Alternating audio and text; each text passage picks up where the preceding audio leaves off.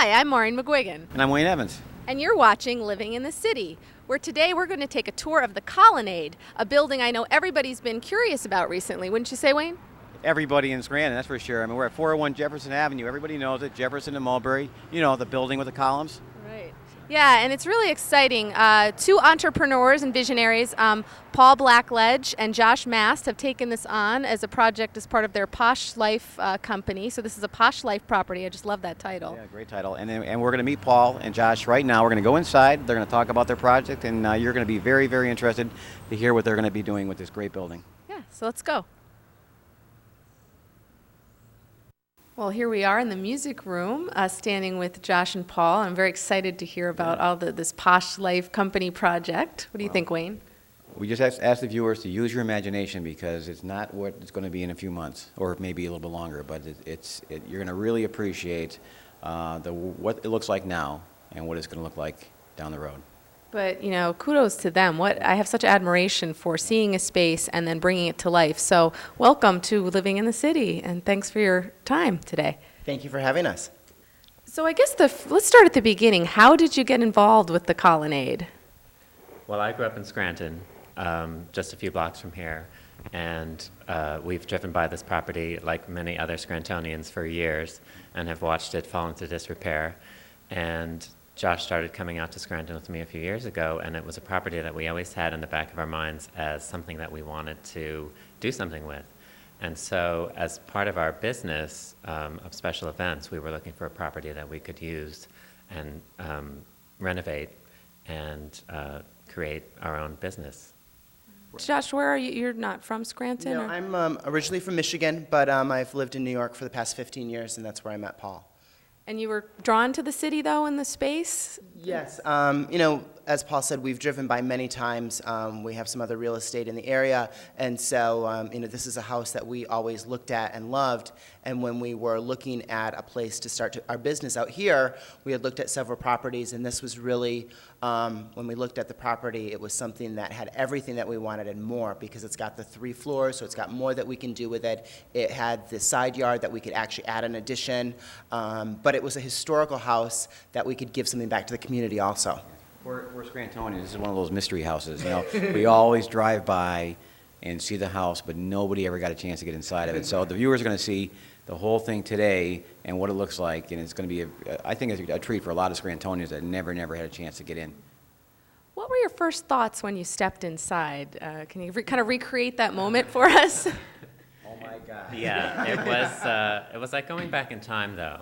It was like a time capsule in itself, and there was a lot of furniture still left in here, and it looked like someone had been in here, just living here for years and had never left. Right. So there were boxes and piles of everything in here. You can just imagine the rooms were just piled high with all kinds of stuff. Prior to the sale too, and this was the room that had the baby grand piano, the Steinway, and that was really interesting because you could kind of visualize what this room should be like. Exactly. And of course it wasn't a hard change for you guys to say, okay, this is the music room. Right. Because it worked for them for years, for the family. Yeah. Yeah. It takes a lot of imagination, though. Oh, yeah. I think, to see what it could be at the end. You guys should be applauded for that. Well, I think that's where your background comes in. I know you're both very accomplished in your fields. Do you want to talk about what you do and what your background is? Sure. We're both in the fashion industry. I work for a designer named Rebecca Taylor, and I'm a technical designer, so I work with patterns and the garments and fitting on the live model. But it's also a very creative environment, and so we're always challenged to come up with new ideas and to execute what the designer's vision is. And so Josh and I have segued into event planning because that's also a very creative outlet for us, and that's how we developed our business. So our plans for the property is the main floor will really be an event space where we will be able to have events from as small as 25 people in the parlor and dining room to up to 200 people when the grand ballroom is built for sit-down dinners. We're really planning on doing any type of special event that you want, from a small business meeting to a private cocktail party to a wedding. And the house really kind of lends itself to having an event in your own home, but you don't have to get your house ready. Our house is already for you. And really, we really hope to elevate the scale of events here in Scranton. We will have full-service valet And we will be here actually ourselves managing and running the property. We'll be putting a full chef on board on our staff. We'll be building, the addition is about 1,800 square foot, and that will be the ballroom along with a full-service commercial kitchen. And then in the front, towards the street, we will be adding an events terrace. So we'll be able to tent that or non-tent it for cocktails, hors d'oeuvres. Kind of the plan is you'll come into the original house for cocktails and hors d'oeuvres. You'll move into the grand ballroom, and then you can come back into the original parlor and dining room and dance on the wood floors if you want to have a band or a DJ. Like an Edith Wharton novel. I'm really excited about this. I'll have to get my gown. No, this sounds fabulous. And then you will have some spaces available for maybe people who are staying here for the wedding. Is that later on down the path, or? Yes, probably phase 2. We'll have 6 suites available upstairs, 3 on the 2nd floor and 3 on the 3rd floor. So what is sort of the vision? Do you have a 5-year plan, or what are your goals for the space? In 5 years, we hope to have our full service offering with the event space, with the suites available, and we'll be fully restored and landscaped and running our business. We hope to pull people from all over the area, not only Scranton, but all of northeastern Pennsylvania, New Jersey, and New York, to come out here to stay, to visit the area, to have events here. Scrantonians will be thrilled when the day they can drive down the street and see this beautiful building all restored on the exterior. I know you started already. The columns have been put in, and everyone's impressed with that job alone, because it was always like, well, what's going to happen with the building? Are they going to be able to save those columns? Yeah, are they going to lose the upper floor? Yeah. And so we appreciate that much that's been done so far and stabilize the building. But they're beautiful, and they're not the original columns. Obviously, they weren't redone. They're replacements. Yeah. It's a concrete composite material, and the Scamozzi caps are actually they're also a composite, and the bottom portion is fiberglass. Okay. Yeah, we saw them pouring concrete in the base, and so it's really been stabilized and looks great. So that's always the first step. That was hopefully it'll last another 100 years. Yeah. We'll all be wearing our space suits. When do you hope to open for phase 1? Is that the event part? Yes. Our goal is to open hopefully by Labor Day of 2008, so that we'll be ready for fall events. That's really it's a year process. Hopefully, actually next week they should start digging the base or the foundation for the addition. So we're really ready to go, and then it will be basically about a year. Okay, great. Well, I think what we can do now, Maureen, is we'll take a step back. We'll let Paul and Josh describe the architectural renderings that are on display behind us, and give the viewers a better idea what's going to happen here. Yeah. So this is the original structure here, with the columns that we've already replaced. We'll be restoring the entire outside with new composite materials. This is the new addition that we're planning, with a banquet room in the front. It's set back from the street, so there'll be an events terrace in the front. There'll be a drop-off point here on the street, so guests can enter here and come into the property this way. In the back of this addition, there'll be a full-service kitchen. This banquet facility can seat up to 125. If we put a tent in the front, we can seat up to 200 for dinner. We plan to do cocktails and hors d'oeuvres in the original house, in the music room, the parlor, and the dining room, and then people can move into the new banquet facility for dinner. This is the original structure. We're standing in the library, also known as the music room. This is the fireplace that we're standing at right now. There's a large center hall with a parlor. The original dining room of the house is in the back, with an area that will be converted to restrooms for our purposes. We'll be adding on the addition over here that you can see is set back from the street, so there will be a terrace in the front, a bay window, and a full banquet facility that can seat up to 125. The commercial kitchen will be in the back with access on this corner and a full basement below. The original kitchen, we believe, was back in this area, and the servants would bring food through this area here to the original dining room. This is the plan for the 2nd and 3rd floors, where we'll have 6 suites, 3 on each floor. Each suite will have its own sitting area and bedroom and bathroom, with a little wet bar area for guests with a mini bar and refrigerator set up. There's one entire suite here, and one across the back again, a grand center hall. And on the third floor, the same setup. And what's interesting to note is that the third floor was actually added as a ballroom when the house was renovated at the turn of the century. But it was broken up into apartments, and we'll be maintaining those original spaces, enlarging our bathrooms to accommodate more modern fixtures. But each suite on the third floor will have its own sun porch. Okay, now we're in the former dining room, and which is going to be part of the area where you're going to use for, I guess you're going to have dancing here if you have a little band set up across in the living room. But what we'd like to talk about this time is Paul and Josh have some background and some history to this amazing house.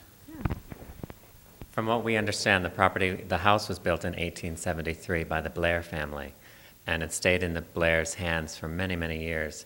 And it was actually renovated by the Blair family in around the turn of the century, 1908, we believe. And that's when the third floor was added as a ballroom, because the family entertained so often, they needed the space. We always heard rumors that it was a ballroom, but nobody ever really confirmed that, so you're the first one to confirm. Well, the house was on the architectural, the hill. Historical Hill House Tour this spring.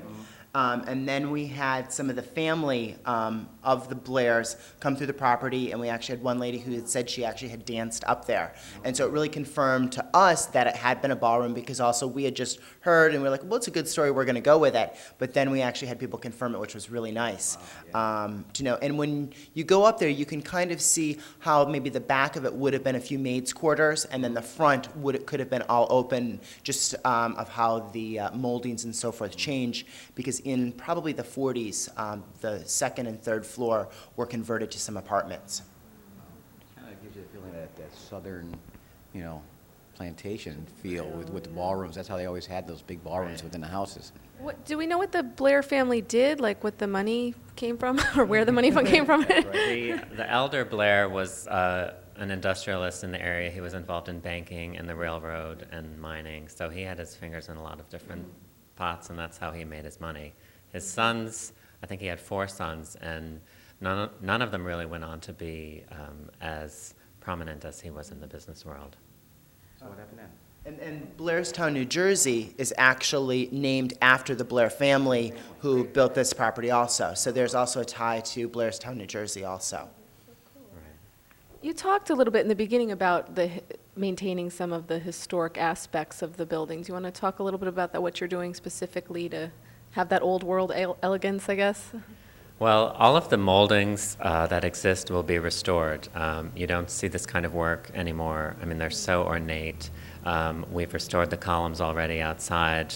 They look almost exactly like the ones that were there.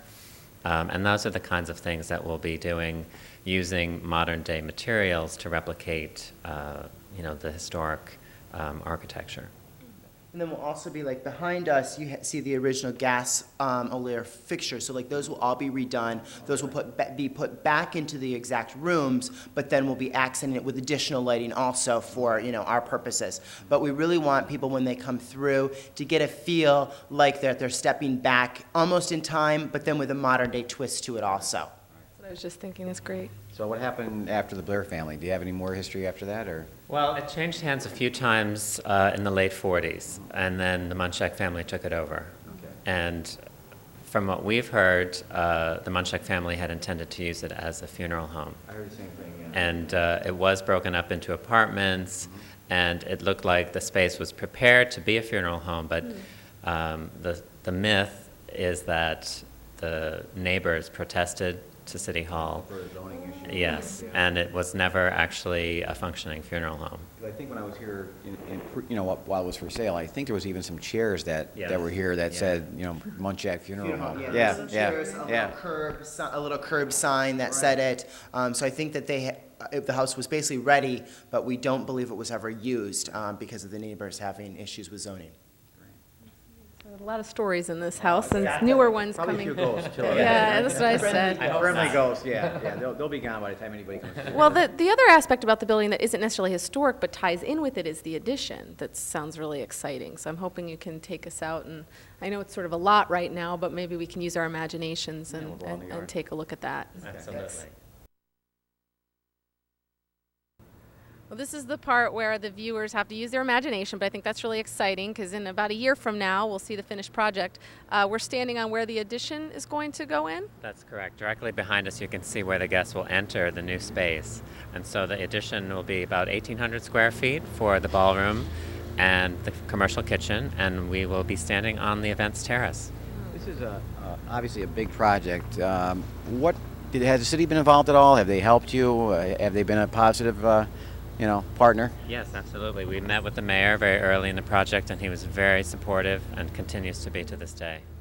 And you were talking about the other support from some of the residents in the college, correct? Yes, we've had, when we were on the historical house tour, we had somebody who grew up across the street who remembers what the house used to look like. Our neighbor, the Scartellis, have been wonderful next door, along with, we've had to go to the zoning board twice for different things, and all of the neighbors have basically said, we're 100% behind you, which is really nice. Big help, big help. And that makes it a lot easier, and it is a great thing for the city. I'm really fascinated about the whole design. Did you use a local company, or who was actually doing the design here of the building? We worked with the architectural firm Hemler and Colonnade. Richard Leonori, Jennifer Davis, and Michael Mueller helped us out with the design. All local people. Yes. Mostly Scrantonians, I think. And Richard lives in the hills, so I know he's probably very, very happy to be involved in this project. Yes, he is very excited. It's great. And you were looking to make the addition fit in and Correct. the It'll history? be complementary to the original structure. Yeah. So, what about now you mentioned a terrace garden, or what kind of landscaping are you thinking of, or do you have ideas about that yet, or is that farther down? Well, it'll be a little bit farther down the road, Yeah. but we hope to have like a cutting garden so that we could cut some flowers for the rooms and very natural looking.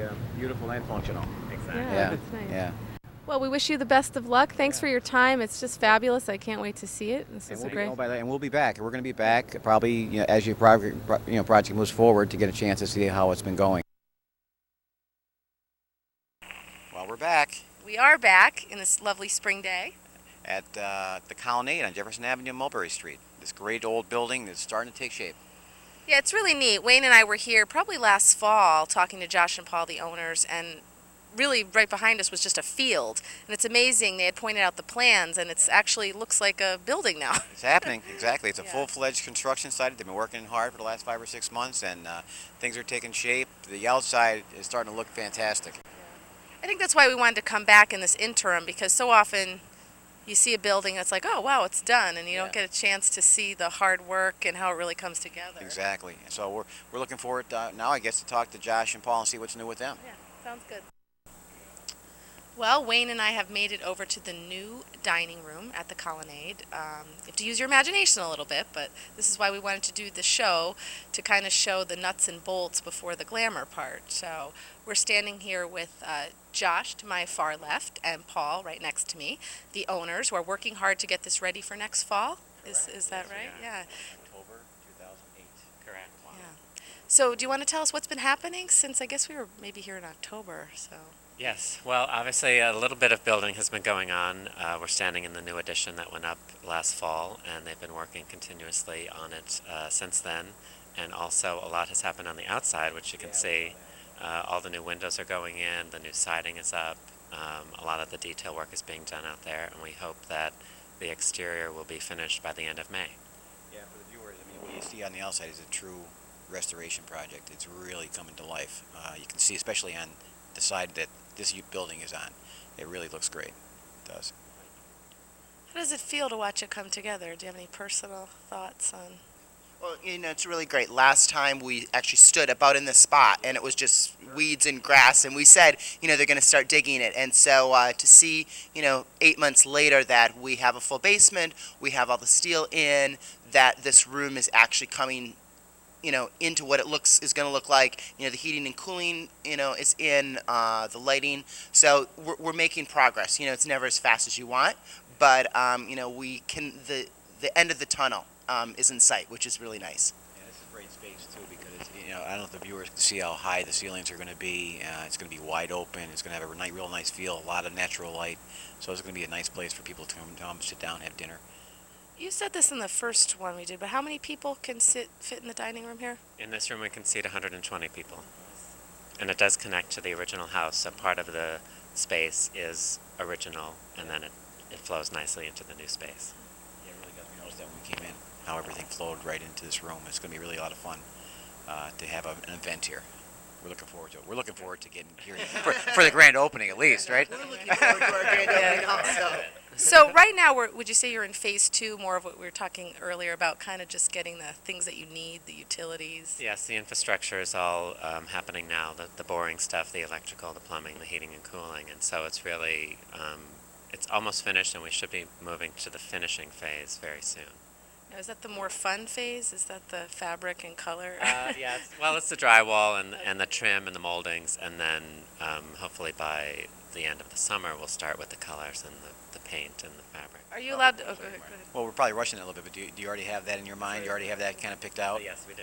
Yes, we've got color, we've got fabric, everything's waiting and ready to be implemented. Right, we have furniture on order. We are storing things all around Scranton. It's amazing. Keep this on hold for us. We'll be back in a couple months for it. But basically, we've planned out everything, and it's just getting to those next phases so that then we can finish everything up.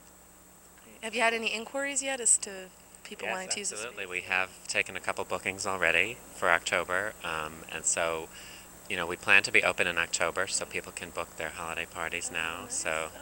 Yeah, it's very exciting. People are very excited about it, and we have bookings into 2009 already also. Thanks for taking time out. I know you're both busy, but we're trying to kind of capture the process. We said so often people just see it and it's finished and it looks beautiful, but they don't see all the hard work. And I think people are fascinated by that. That's why those shows are so popular on the Home and Garden channel. So we're happy to show it off, and we'll be happy to show it again when it's finished. We're really looking forward to that, because when we come back next time, it's going to be color, it's going to be finished, it's going to be curtain, it's going to be flooring, it's going to be awesome, and we're really going to enjoy that. It's kind of like theater. That's kind of my background. It's the same thing, this is the rehearsal and then the big event. So again, Josh, Paul, we really appreciate your time and good luck. We're looking forward to the future. Well, I feel guilty. I finally scraped one wall in my house after a year. I mean, seeing that, I'm getting like, wow, I can't even imagine. It's a big deal, this project. Yeah, But it's always fun to sit down and talk to Josh and Paul and see where they're at, and it's nice to see their enthusiasm still for this tough project that's going to be a wonderful thing at the end. Yeah, they're both so calm but knowledgeable and patient, and really have a vision for the city and the Colonnade. I mean, I think it's going to, even down to they've mentioned some of the cut flowers they want to have on the sign, the cut flower garden. Right here. Yeah, they're going to grow them here and cut them and put them right in the dining room. It's going to be awesome. So after the necessary stuff is over, like the plumbing and heating, it'll be fun to come back and see the fun part. Yeah, I can't wait. I hope the viewers can, stay with us on that one too, because it's going to be phenomenal to get here and see the finished product as well. This is why people like television shows about redoing things, because I just can't believe it. It's like magic. I feel like I'm in a fairy tale book, like It's the ultimate before and after, and what an after! It's phenomenal. So. And we really have Josh and Paul to thank for that, who have been working very hard on that and who have become such treasured people in our community. And so we're happy to have them here today to talk about what they're doing here at the Colonnade and how things are going and hopes for the future. So welcome. Well, thank you very much. So what room are we in now? We're in the blue room, otherwise known as the music room. We have a restored 1923 Steinway baby grand piano that was original to the property that we fully restored. So, it's the music room. We can use that for events, or it's just a beautiful piece of furniture and history, to have in this property with us. What other kinds of rooms do you have here? What have you done? You call this the music room. Are there other rooms that have a name, maybe?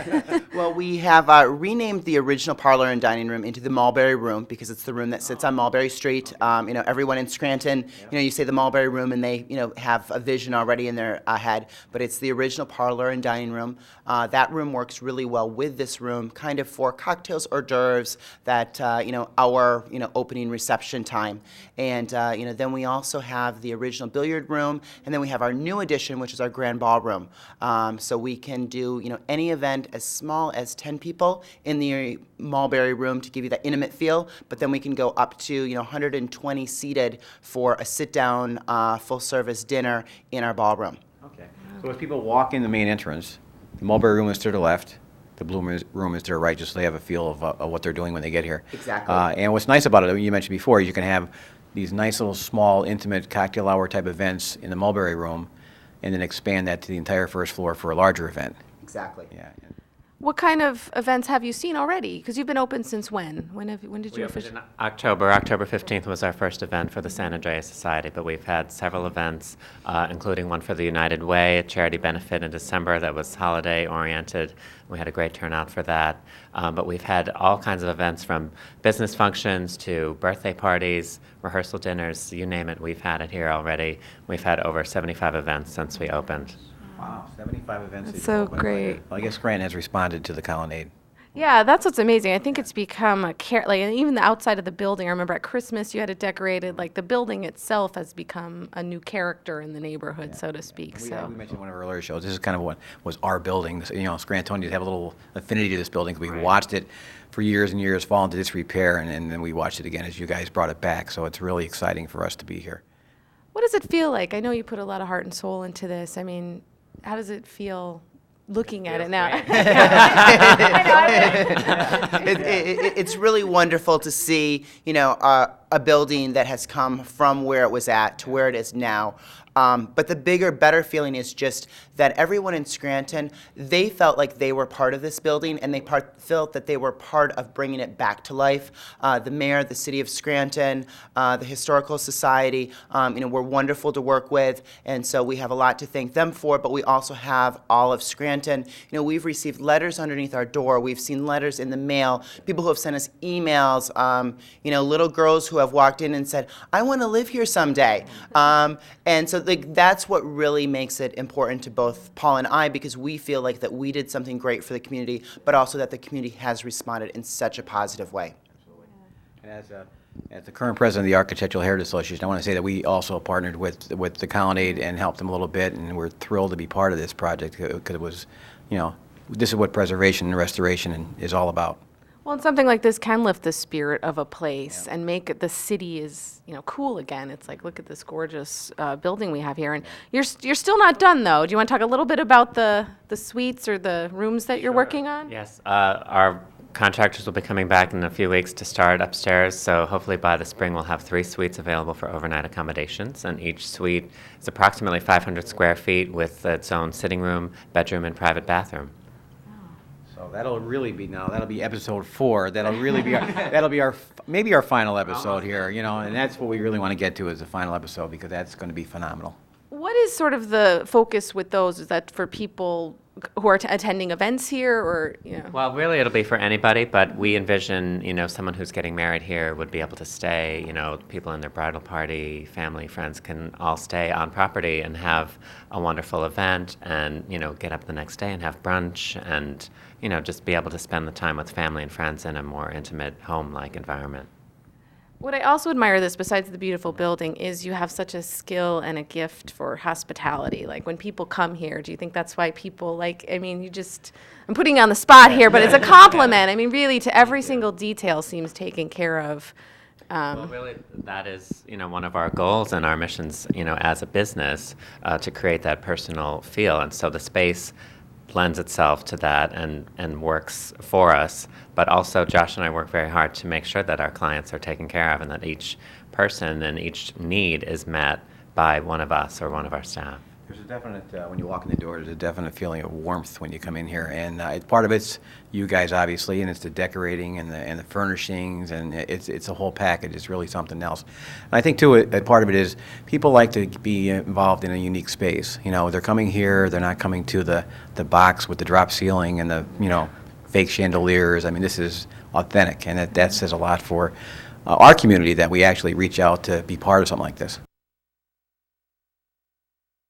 In the, I call it again, the center hallway, we have 3 suites up here. Each suite has its own private sitting room, bedroom, bathroom, honor bar. We have wireless internet service. We have Egyptian cotton sheets, flat screen TVs. All of the bathrooms are all brand new, even though they look more authentic to the property, but they're all brand new. I say to people they used to be pink, avocado green, and baby blue. So we've definitely made a change in them.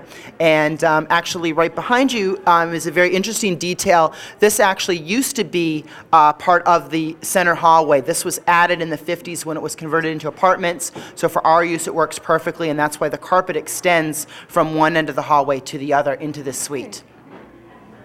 Now, are these suites more geared to people who have events here, or what is the focus of this We floor? say that we are a boutique hotel, which basically means that we are open all the time for any guest who wants to come and stay with us. We have a full maid staircase down the back so people can enter and exit at their leisure. But it is also great if you do have an event downstairs, you can come right up to your room.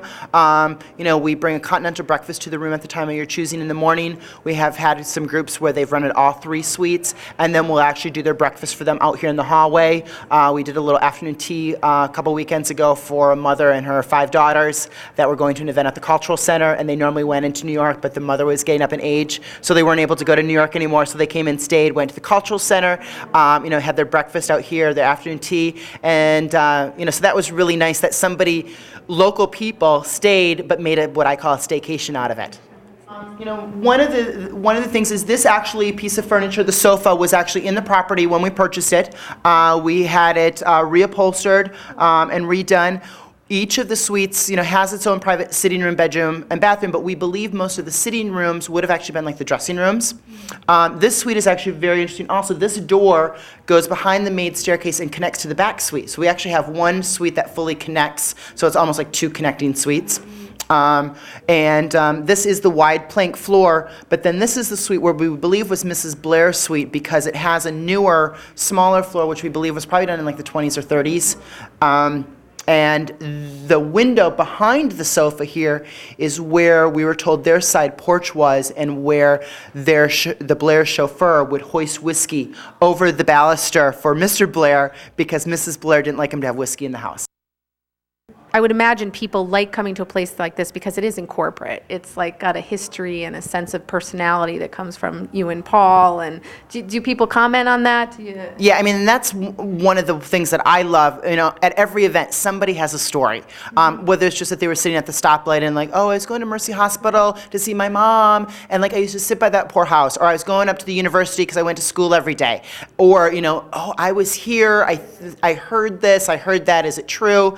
And that's what I never realized, not being a Scrantonian, of how many people had this emotional attachment to this property, but it wasn't until we opened as an actual business and people came through the doors that we were able to connect kind of all these people who had an emotional attachment. So, that's the nice thing that we didn't really know about until our doors opened. Right.